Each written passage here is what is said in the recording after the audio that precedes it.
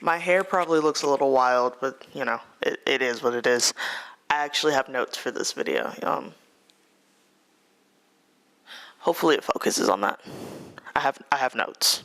We have a lot to talk about, guys. This video is titled How to Get Out of Your Head. And I made this video for a very specific person in mind. I dedicate this video to them because they are the inspiration on why I wrote it. And they know who they are. And I hate seeing people suffer from the way that our brain can take over and hurt us with things that are just in here. Just hearing it from a newer version of myself, a newer version, or not even newer, but a version of myself that is closer to the person that I'm dedicating this video to. Because if this video helps them, I know it will help other people. And anxiety and depression are a difficult thing, especially when you don't know what to do with it, when you don't know what the root of it is, when you don't know how to stop it. Everything that I have to say is not medical advice. It's just thoughts I have. You can take them or leave them. Using them in a replacement with a medical professional is not the equivalent. I'm speaking from a place of someone who takes medication for both anxiety and depression. So that is all I can give.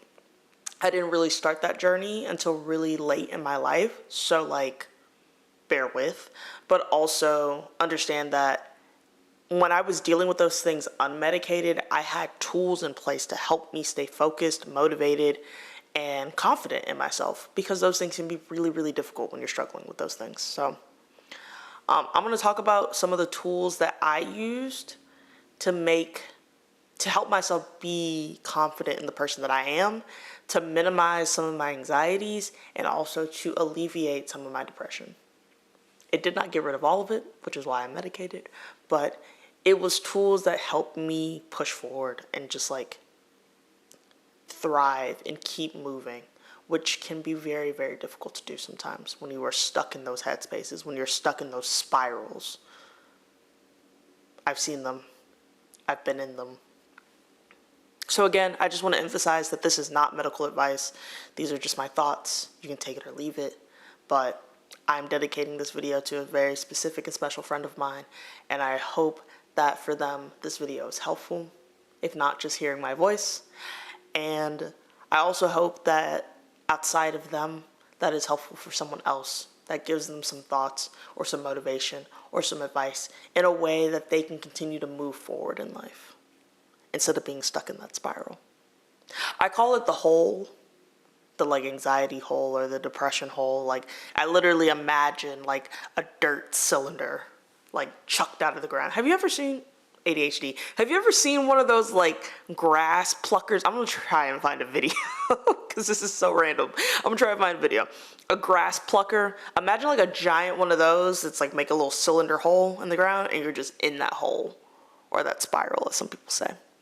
That's what I imagine visually when I'm stuck in one of those places. And I have another good friend who I always say, it's time to get the ladder. Or if you're stuck in that hole, it's time to get the ladder. And they will joke back with me and say, well, no, I'm getting my blanket or I'm making a dirt blanket because they want to stay in the hole. But no, it's time to get the ladder. I'm offering you guys that ladder to get out of that hole. That's all I'm doing. Whatever you guys want to do with this information may or may not help you out of the hole, but I hope it does. Comparison. That's the first thing I want to talk about.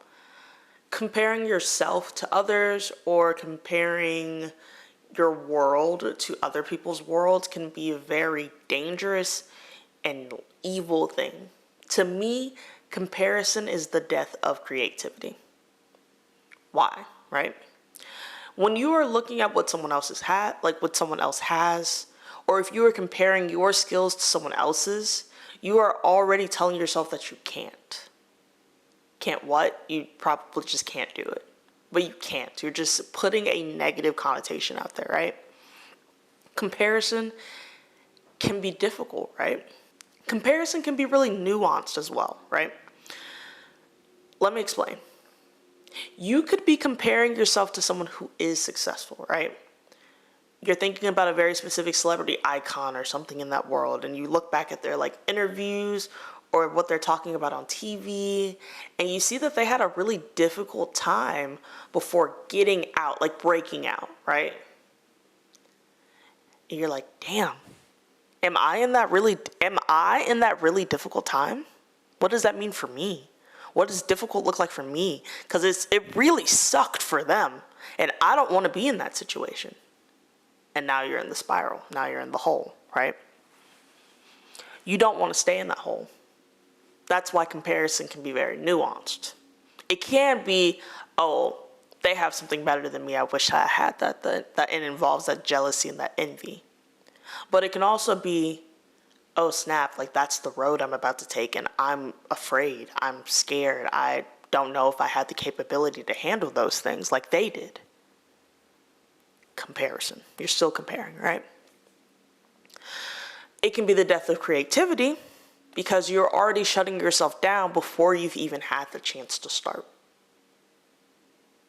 I've also had many videos or a couple of YouTube videos in the past just talking about how embracing pain and embracing difficult circumstances can make it easier, right? Because sometimes you're going to go through things that are difficult, and you're going to have to find a way to get through them regardless. In the same way that we're talking about this anxiety and depression hole. But starting with comparison and how we look at someone else's journey is a good place to see those roots in yourself and figure out, like, is that really what's going to happen to me?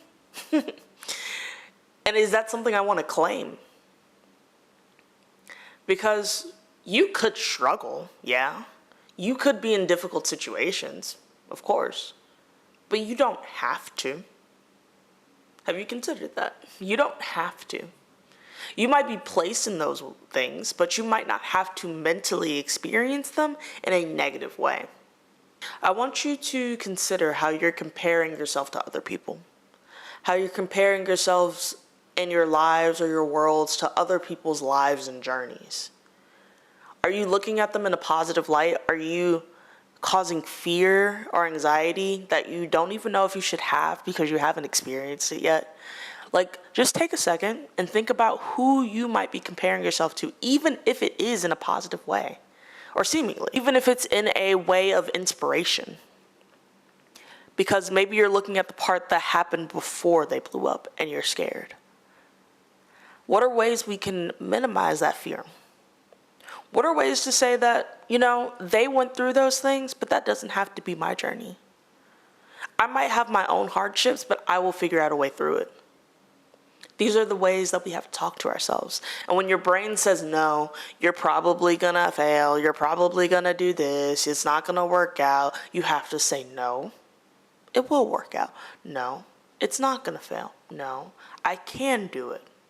And your brain is going to keep saying, no, it's probably going to this, and you don't have this background, or you don't have this connection, comparison. You don't have this, or you don't have that, comparison.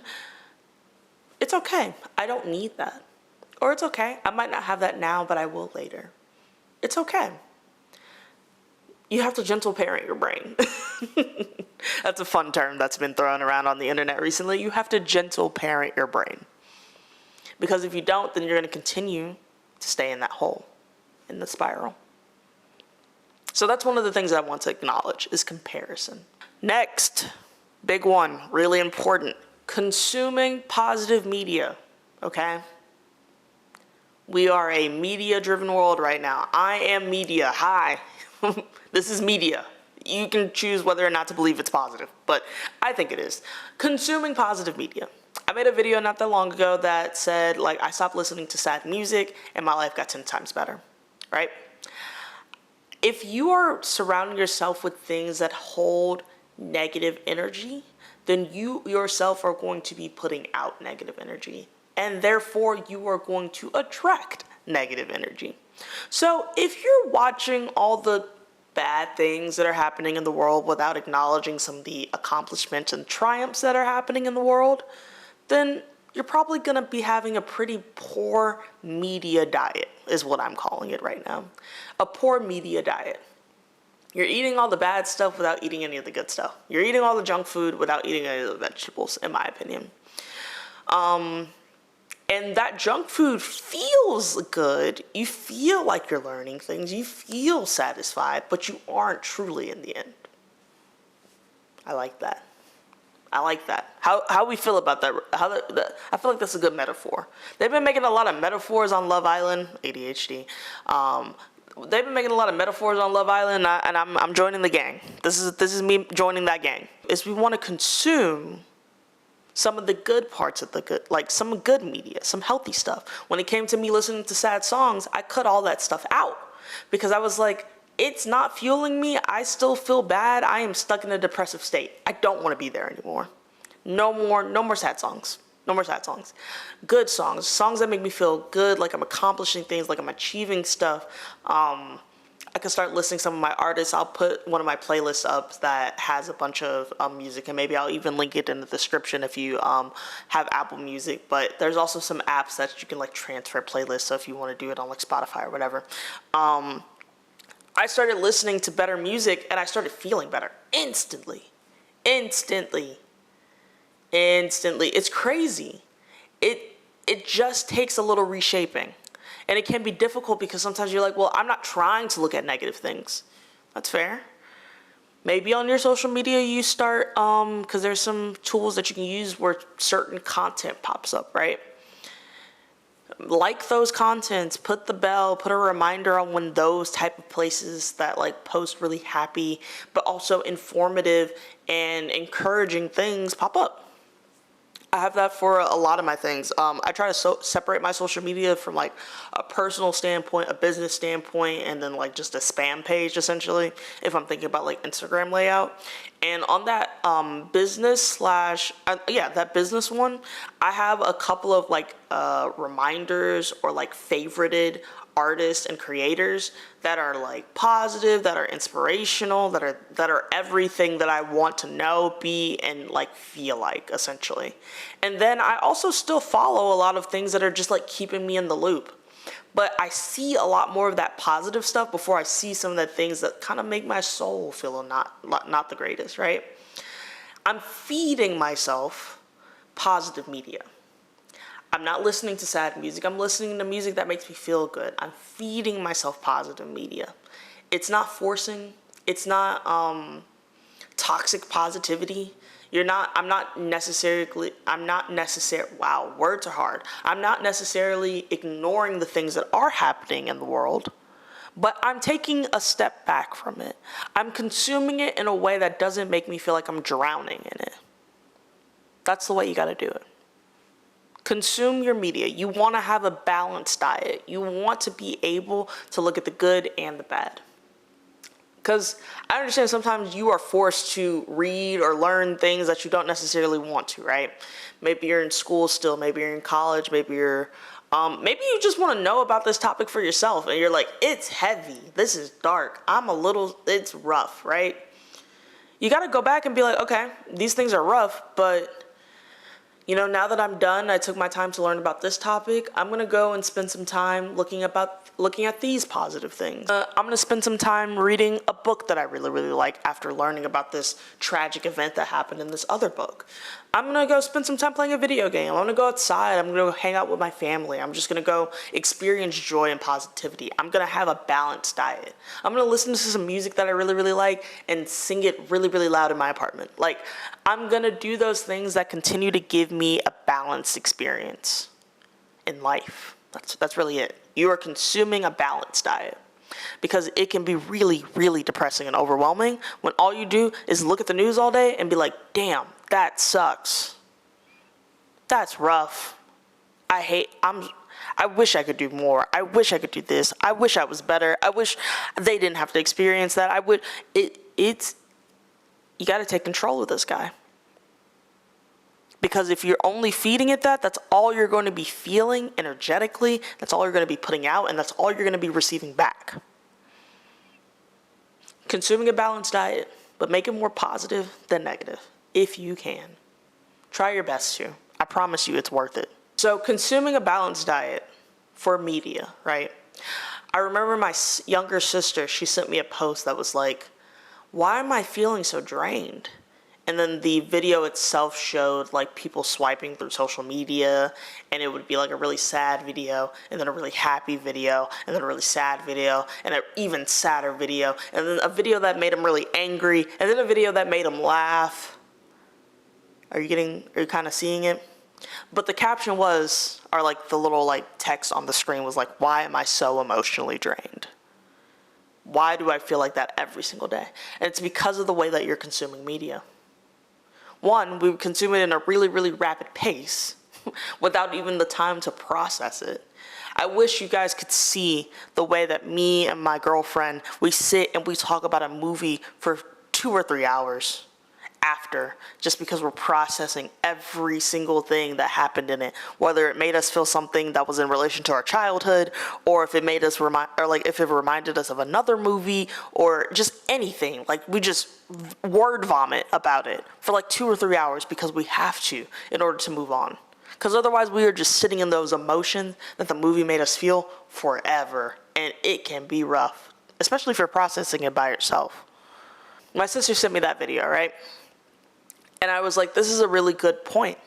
Because of the way that we consume social media, it can be very difficult for our emotions, for our poor little brains to figure out what to do with it next. You spend like 30, 45 minutes in the morning doom scrolling, and you're already tired, you're already exhausted, and it's because of the way that you're consuming it. Remember, we want to put the positive stuff in first. And maybe that means cutting out some doom scrolling every once in a while to the best of your ability. And if you are going to doom scroll, make sure it is laced with Make sure it is laced with positivity. Is laced a bad word to use? Like, y'all know what I mean. I feel like laced is a very like negative connotation word. Cause I'm like, ugh, like I don't want y'all to have anything laced with anything. I hope y'all enjoy the ADHD rants. I don't know if I'm gonna cut them out. We'll see. Consume a balanced diet for your mental and creative side. That's all I'm asking. Feed yourself the positive, even if you're learning about the negative. Continue to feed yourself the positive. And whether that be with music, with movies, with entertainment like TV, I can even make an example out of the show Love Island that my girlfriend and I are watching to the best of our abilities right now. And we were doing a pretty good job, or at least I'll say I was doing a pretty good job of watching it pretty consistently every single day that it would come out. And then the breaks, we would have the break from it, right? And I realized, and I sat like after I came back from work a couple of times, and me and my girlfriend were just sitting and we were talking. And I was like, Love Island is really draining. I don't know if it's just because of the way that the direction of the show has become in the last couple of seasons, but I just get angry. I'm gonna see if I can find this meme that I saw on the internet, but it was like the piss me off factory, me walking into the piss me off factory. And it's like every single time I'm done watching the episode, I'm not like excited. I'm just like, oh my God, now they're doing this. Oh, now they're doing this. Oh my God, this is stupid. Like, and it makes me so angry, but you're like rage watching it. Yeah. Okay, rage watch it, but make sure when you're done doing that you fuel yourself with positivity after. Maybe go look at those really, really successful couples from these types of shows and look at how they portray themselves on social media, and watch like real content. Don't watch like ads and stuff like that. Watch their real content. Watch the stuff of their like children growing up type of energy. Because trust me, everything kind of behind smoke and mirrors, like social media can be that, but like get rid of the stuff, Love Island for example, and go look at the good product out of it. Because stuff like that can be draining even if it is entertaining. It's made that way. As a filmmaker, I understand, and I've had professors that have worked on reality TV shows. It is made to make you angry and hate watch it, but enjoy it at the same time. It is made that way. But you have to look past that and be like, okay, that pissed me off. This is why it pissed me off. Let me go do something positive with myself now. Consuming a balanced diet. That's a big one, okay? Okay. My next topic is you don't want to listen to small-minded people. And this one can be really difficult because you might not think, or you might not fully grasp that the small-minded people are sometimes the people that are closest to you. That are the people that are in your inner circle. It's a little scary sometimes. Sometimes they're the people that you confide in. I've made a video about this too. You might go to your friend and be like, man, like I'm really excited about doing this really, really big thing that I have in mind. And your friend looks at you and goes, you can't do that. You're too scared, or you're too this, or you're too that. Small-minded people, get them out. Like pick them up, and put them out. We don't need those type of people in our lives. No, we don't need those type of people. And I hate to break it to you, but for some of y'all, it's going to be your parents. It's going to be your best friends. It's going to be your boyfriend, your girlfriend, your partner. It might be your coworker. I know. Some of them you probably don't even fully like, and that's okay. I know I'm saying like best friend and partners and stuff like that, but like, hey, sometimes we end up in some toxic situations and maybe they just need to learn how to better talk to you about your dreams and goals and passions and wants and desires, okay?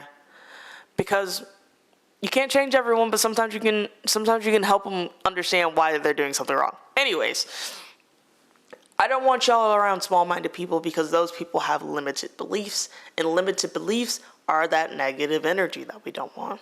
We want that high frequency, high positivity energy coming into our lives. We don't want people who are saying you can't, or you don't even want people who put doubt out verbally. Like yes, sometimes you want to be cautious, but having doubt unnecessarily, no fun. Not helpful, especially for people who have anxiety. I can understand, like, there have been a couple of situations with, I could say just like general situations. I can't think of one in specific, but some friends have come to me and been like, yeah, I was talking to like this thing and I was really, really excited about it. And then I told my parents and they were like, why would you do that? That's not even what your degree is for. You're passionate about it? How are you going to make money? List, on and on and on. And they come back to me and they're like, yeah, I don't really know if I'm going to do that thing anymore just because it doesn't really seem realistic or feasible or like the right thing for me to do right now. Where did that come from? Because it wasn't you a couple of days ago who was beaming, excited, and so high positively vibrating about this topic, right? Someone got in your head, you let them in, you listened to them, and you were like, yeah, they're right. I guess I shouldn't listen to my hopes and dreams and things that keep me positively going. Guys, and it sounds so simple, and I know that in the moment it's really, really difficult to acknowledge it. But sometimes that's why we have to have those reflections. That's why we have to keep journals. You look back and be like, hey, yeah, like on Thursday I wrote about this thing, and after I had a conversation with my parents, I started, having worse days, and that's really weird. I was really excited about that. I should, maybe they got into my head. Okay, let me see what I can do about those feelings, and so I can try to get excited about it again. Or maybe let me see if I can learn about those doubts that they put in my mind so I can get rid of them and then start pursuing this thing again. Because, yeah, sometimes they're valid questions, but that doesn't mean that they're necessarily positively and helpful, especially for a person who carries anxiety and depression, right? So we just want to keep people who have those limiting tones and beliefs and mindsets out of our circle as much as we can. And yeah, sometimes you have to be around those people every day. Maybe they're coworkers, and maybe they're like your boss or something like that, and they just speak in a tone that is so negative. What you have to do, it's really simple. And sometimes people perceive it as like talking back, but I promise you it's not. If they spit like, yeah, the week has been the worst week ever because we have just been slammed in all these things, and you go, yeah, that's true, but like, I'm really happy that we just have like somewhere to work and it's not necessarily an abusive place to work. Like, you just like redirect it. And then they go, well, yeah, but then, Jack sucks, and he's like, yeah, maybe, like, he's not my favorite person in the world, but, I appreciate these qualities about him. Keep reversing it, because they're gonna just keep trying to spew negativity at you, and then all of a sudden they're gonna be like, they're not taking the bait. They're not enjoying in this sad little sandwich that I'm trying to put out there. I don't know why it's a sandwich, but they're not trying to enjoy the sad sandwich that I'm putting out there. Then screw this guy. I'm gonna go talk to somebody else who will enjoy the sad sandwich with them. Go let them talk about their sad sandwich somewhere else. You don't need to be a part of the sad sandwich. You have a good time. You have a job, you're paid, you're talking about this and that, it's your coworkers, whatever, right? You're having a good time. You take it for face value, you move on with your day, you go do what you need to do outside of that. But don't be with that person that doesn't like the energy. That isn't even trying to put in good energy or positivity around it. Like, that's, again, small-minded people. We don't want those. We want to get those as far away from us as we can. Okay? Last thing, again, these are the tools that have helped me just reshape my world, that helped me live it more positively, even before I had medications for anxiety and depression. The last thing I want to tell you is that your phone is a tool. Don't let your phone use and abuse you. This is back to like the comparison thought. This is back to the social media thought. This is back to small-minded people. It's all in one place when you're looking at it on social media, right? Your phone is a tool. Social media is a tool. Use it as such. If you want it to be a place where you connect with people that you care about, then use it as that place. But don't add on all the negative things in relation to it. Like, if you just want to connect with your friends on social media and keep up with their life, and maybe you also have to work with social media and work on it for a job, make 2 different accounts. On that account where you're connecting with people and your friends and your family, make sure that you only have them. And I know Instagram does this thing where it like suggests new people and vibes and stuff like that. Ignore it. Be like, it's not relevant to me. Be like, I don't want to see that. Make yourself private. Do what you have to do, because it's going to always kind of give you those suggestions for the most part. But if you are only following the people that you care about and your family, for the most part, Instagram will do a really good job of filtering out everything else, right? And then when you go back to the business side, then you can do the business side. You can clock in, clock out type of deal. Like, clock in, clock out. I want to say this. I probably use my phone as a tool 90% of the time and 10% as entertainment. And that can be really shocking if you look at my screen time. But if you're looking at my screen time, you'll probably see that YouTube is the highest thing. And what do I watch on YouTube? I watch my silly little Pokemon YouTubers play their games and talk about their lives, which is very positive for me because it's very nostalgic. And then also I consume subliminals, affirmations, and more content like the content I'm making for you right now. That's it. That is like all of my YouTube usage. And occasionally on YouTube I'm like learning something. So like, I don't know, last night I was looking at like the difference between a relaxed pair. This is gonna super scientific and nerdy. I'm so sorry, but I was looking at rest, what muscles look like under a microscope, like at rest, and then I was looking at after a workout what muscles look like under a microscope, and the difference between them is really wild. So that's also a part of my YouTube experience. So I'm learning, I'm getting my positive entertainment from it, and then I do my like mental and spiritual stuff also on there as well. That's it, right? The rest of it is stuff in relation to my job at Zoomies. Like I have like Discord and like our Zoomies app, and then I have like my email, and then I have like my YouTube algorithm stuff, Instagram algorithm stuff when it comes to couples content. My girlfriend keeps up with that type of stuff. I'm really trying to think of anything else. I have a few games, so like if I'm and the only time I ever play those games is when I'm like in an airport. Or I'm like waiting for something, like maybe my girlfriend has to go pick up something, so I'm just waiting for her in the car. I'll bust out one of those games and it'll be like dominoes or something like that. And I have Audible, so I have like my listening. I'm listening to my audiobooks in that particular way. I'm really trying to think of anything else that I don't use it for that relates somehow to something positive. I have my music on there, but that is also feeding back into my positivity. Like literally anything that is on my phone is not just for like pure entertainment, self-sabotage, anything that's gonna it's not for anything that's going to spark any sort of anxiety in me. I'm only using it for a tool. I only use it as that. I have my I have an iPhone, so I have the ability to use those like different screen modes. I have like a locked in setting. I have an at work setting. I have it's a tool, guys. You have to shape it for the lifestyle that you want. If you are using your phone as just pure entertainment, or if you're not using it in a structured way, that's how you get those people who are addicted to them. That's how you get those people that just can't put them down, who keep picking them up, whether it be a kid or someone who's a lot older. But it doesn't have to be that way. You can still connect outside of that. Outside of audiobooks, I still have physical books. If I want to listen to music outside, without my phone, I put my phone in a different room and I put that music on a speaker and just put it on shuffle and just let it play like a radio.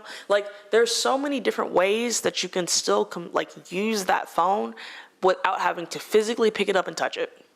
And this is also that advice that I'm putting out there for my people who are also struggling with ADHD, because I get it. You pick up the phone, you start doing something, and then you start thinking about something else. I was literally preparing my notes for this video, and then I was like, I have another YouTube video idea. I have it so where when I swipe down in my corner, I immediately go to my voice memos so I can just start recording. So I don't have to go look through the apps and stuff like that and then get distracted by something that I see that's shiny, and then I'm like, ooh, I want to go to this, or ooh, let me go check this on Instagram. No, I just go straight down, click the voice memo, and be like, okay, cool. And then I went back and I started doing my video, the video that I'm making right now. Your phone is a tool. Make sure you are using it that way, okay? I'll do another video on this if I need to, but I'm just saying, make sure you use your phone as a tool. Stop comparing yourself to other people because it's not worth it. Your journey doesn't have to be like theirs.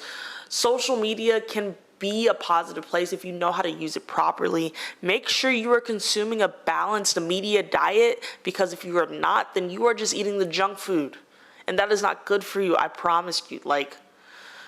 We have the potential right here with just these ingredients to start having a better life, to start living a better life, to start living more positively, to release a lot of the anxieties that we are feeling. And I know you can do it. I know you can. I talked about a lot. I feel like this one's probably an hour long unintentionally. We'll see what happens when I edit it down. But I love y'all so much. I love who I dedicate this video to. I hope that these words are encouraging and helpful and a good reminder of it can be really easy to sink into that hole, but here is a ladder for all of you to get yourself out of it, because it's not worth sitting in that place. It's not worth it. I've been there. I've been in that hole for a very long portion of my childhood. And with just the right tools, the right self-help books, the right type of media consumption, the surrounding myself with better people, all of that has helped me live a better life. And I know that you guys can do it too. So yeah, that's it. I love y'all. I hope y'all have a great rest of your day. I know I shot on the couch last time. This is what's behind me now. Hopefully we'll have a final studio set up eventually, but in the midst of me and my girlfriend figuring out this new apartment thing, we will, figure out where we need to go. I love y'all. Stay safe. Have a good one. Thanks for sitting and listening with me. Like, subscribe, bell, ring, do all the stuff that you need to do. Share this to someone you think really, really needs to hear it. I really appreciate you guys again, and I hope you have a good one, all right? So, see ya.